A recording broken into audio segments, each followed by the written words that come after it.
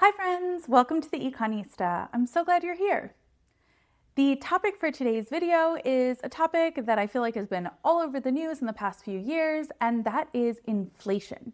So in the video, I'll cover what is inflation, why did we see such high levels of inflation in the COVID-19 pandemic, who's to blame for that, and where do I think we're headed given the policies of the current administration. At a very basic level, inflation is based on what's called the Consumer Price Index, or CPI.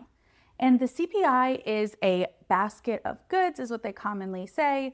What that actually means is that the Bureau of Labor Statistics tracks the prices of over 80,000 different goods and services across 200 different categories.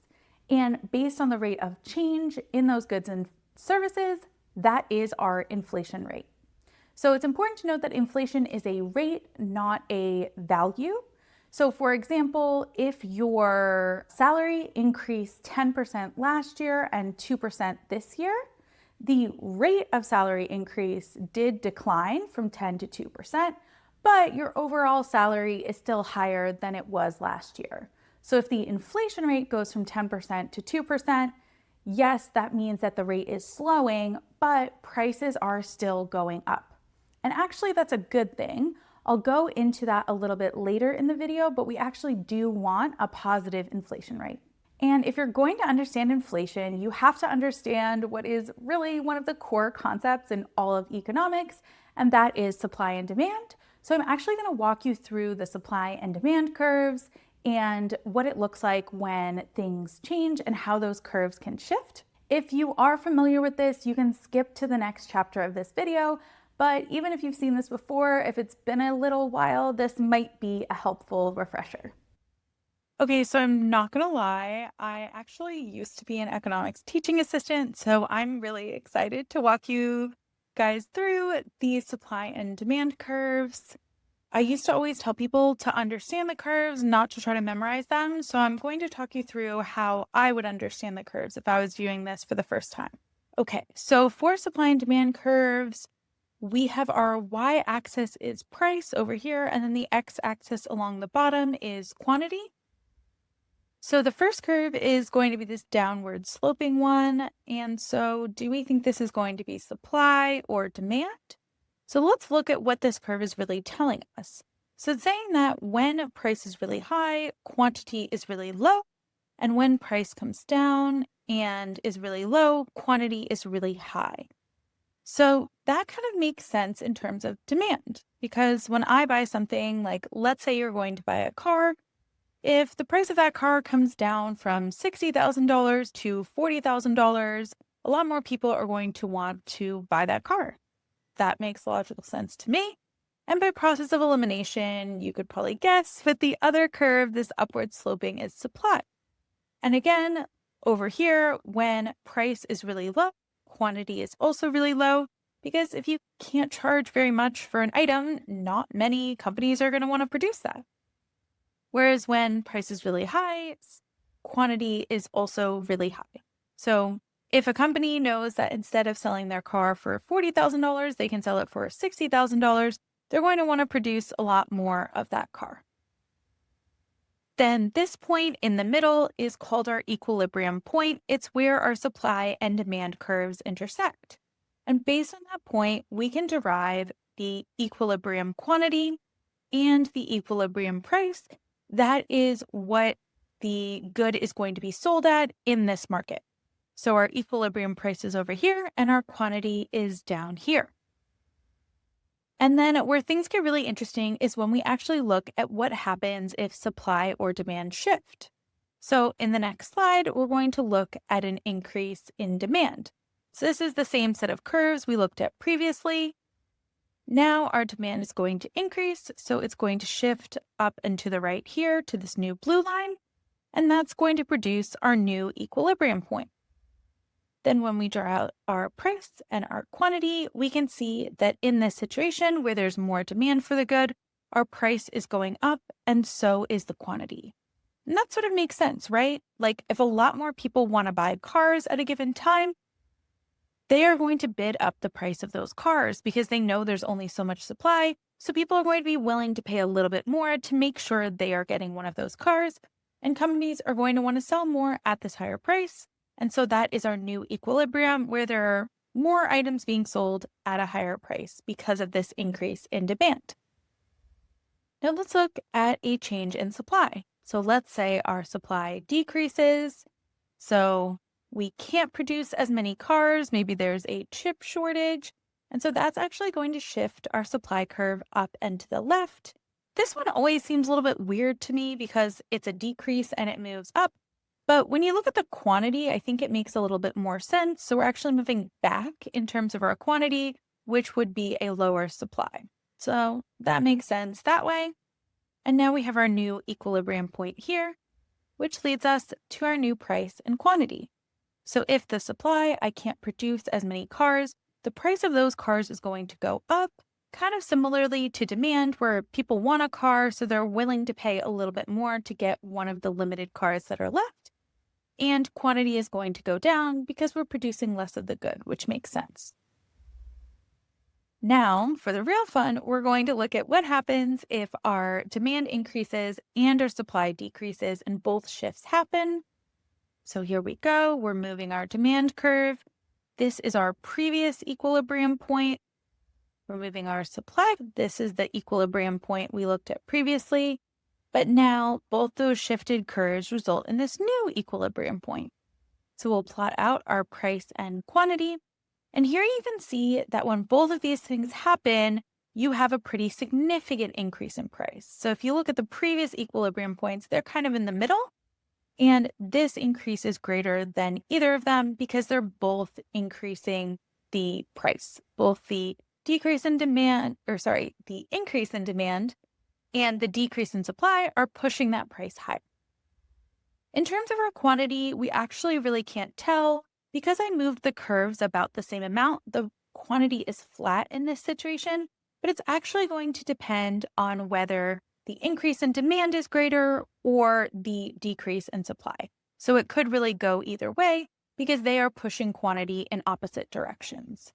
But as you can see here, when you're in a situation like the COVID-19 pandemic where you have increased demand and reduced supply, you're going to have pretty significant pressure increasing prices. So as you can see in those supply and demand curves, it makes total sense that prices went up during the COVID-19 pandemic as we had both a decrease in supply with ships being unable to be unloaded, factories shutting down, but also an increase in demand as everyone was really stuck at home. We didn't really have the opportunity to spend our money elsewhere. And then on top of that, we had the stimulus package. And so that's another question I want to cover, which is how much of this was caused by the American Rescue Plan? So the American Rescue Plan was a $1.9 trillion stimulus package passed by the Biden administration in 2021.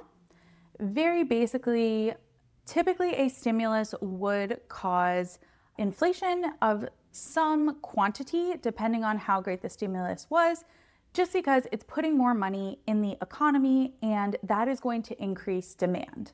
As there's more money circulating, people are going to use that money to purchase things, which again would increase prices. But really the question is by how much, right?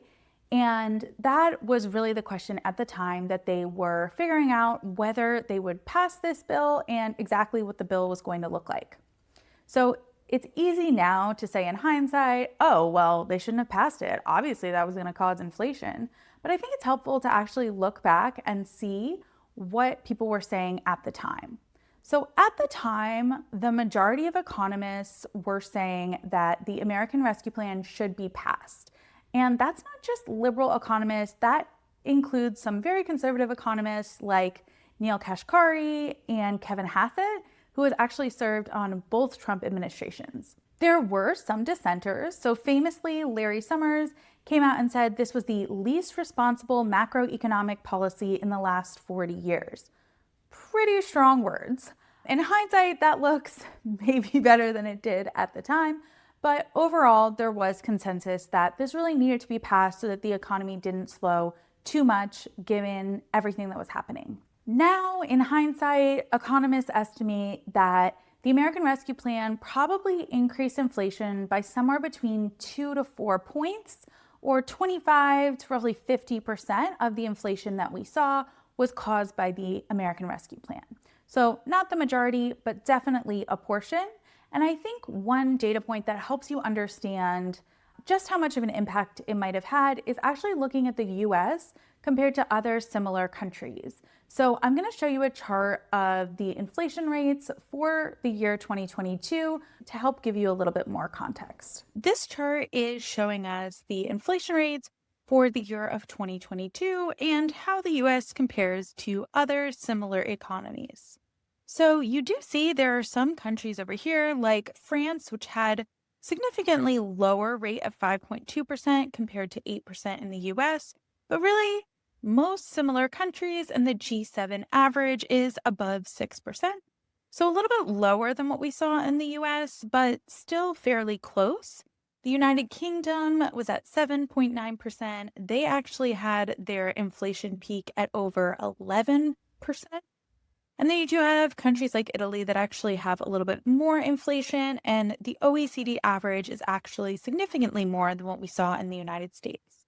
So the United States wasn't necessarily at the low end, and I think the American Rescue Plan definitely had something to do with that in terms of just providing a lot of stimulus, heating up the economy, and really driving a little bit more of that inflation.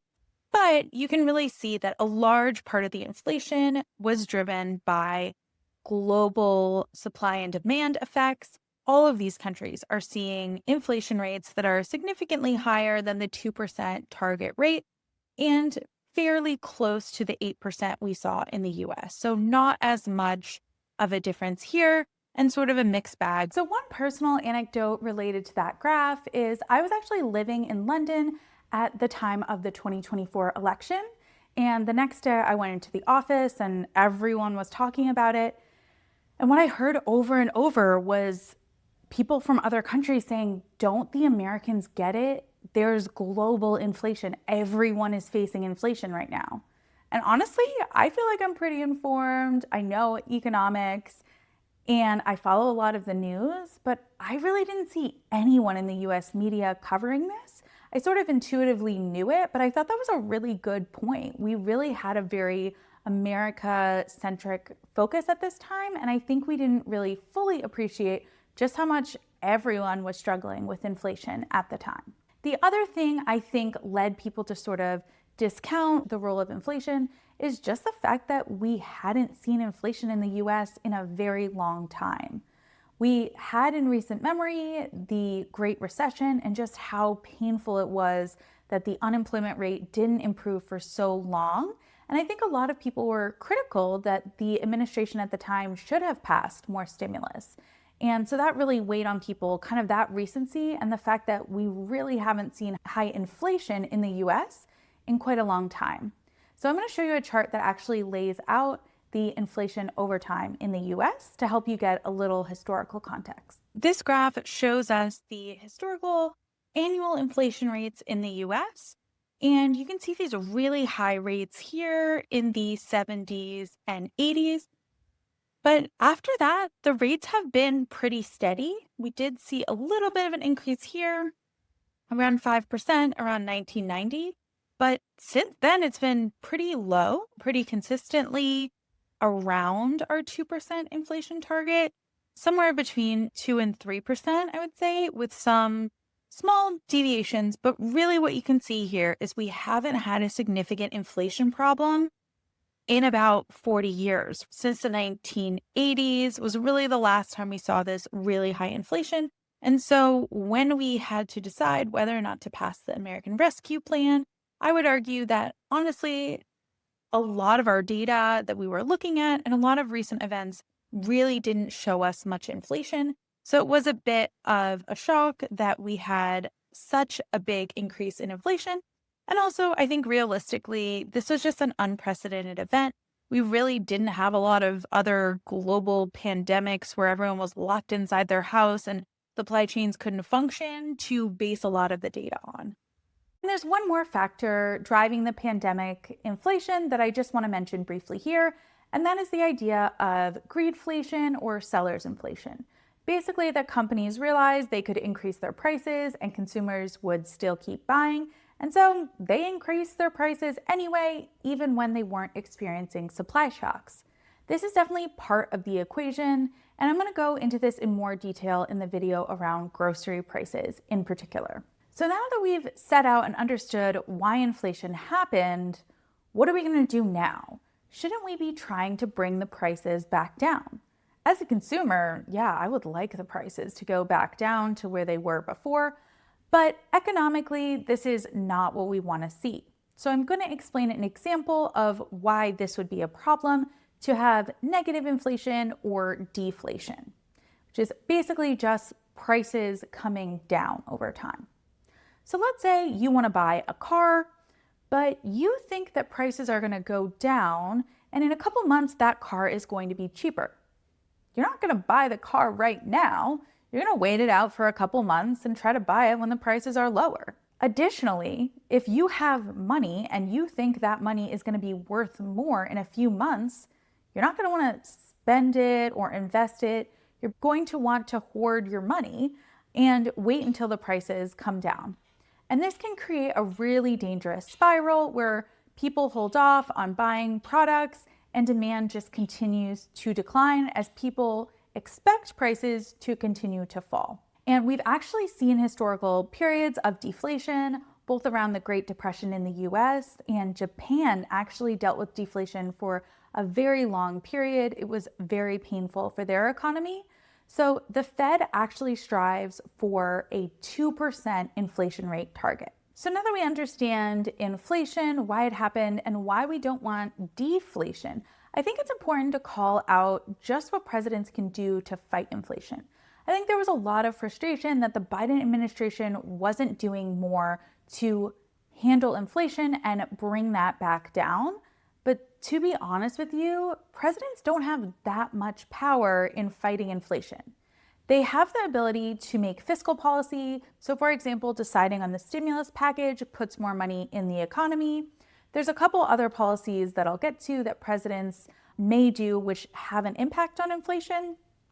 But in terms of actually moving the interest rates, that is handled by a separate governing body called the Federal Reserve, or the Fed. My next video is going to go all through the Fed, what their role is in fighting inflation, and go through some of the really interesting current events going on with the Fed right now. But all I want to point out here is that the president actually has limited power, and the Fed is purposely set up to be insulated from political pressure. That is actually really, really important in the role of the Fed. So the president doesn't really have the ability to just go ahead and pass policy or change interest rates in response to inflation. Okay, so let's look at the current administration and where we may see inflation going in the near term. So there's two policies of the Trump administration I really want to talk about in terms of inflation. And I think there's some misunderstanding about the impacts these policies might have, based on some questions I've gotten or feedback I've gotten from my own family and friends. The first policy I want to touch on is tariffs. So tariffs are a tax that a country imposes on importers from other countries. And I was talking to a friend on the phone at the beginning of the Trump administration, and he was saying, well, we'll have to see if these tariffs increase prices. I was kind of shocked because in my head, I'm like, obviously tariffs are going to increase prices. This is an intelligent guy, and he really didn't seem to understand why tariffs are almost always going to increase prices.